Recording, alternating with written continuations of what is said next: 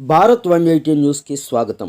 అనంతపురం జిల్లా Kambadur ICDS project పరిధిలో పనిచేస్తున్న అంగన్వాడీ ఉద్యోగులు ప్రభుత్వం తమ డిమాండ్లను పరిష్కరించాలని వినూత్న రీతిలో భిక్షాటన చేపట్టారు. ఈ సందర్భంగా నిర్మలమ్మ మాట్లాడుతూ 9 రోజుల నుండి సమ్మె చేస్తున్నప్పటికీ ప్రభుత్వానికి ఏమాత్రం చలనం లేదని అన్నారు. 30 సంవత్సరాల నుండి అంగన్వాడీ సంస్థలో పనిచేస్తున్న తమకు ప్రభుత్వాలు కనీసం వేతనం ఇవ్వటం లేదని మండిపడ్డారు. ప్రధానంగా ఉద్యోగ విరమణ అనంతరం అంగన్వాడీ ఉద్యోగులకు గ్రాడ్యుటీ, పెన్షన్ విధానాలకు అమలు చేయాలని కోరారు.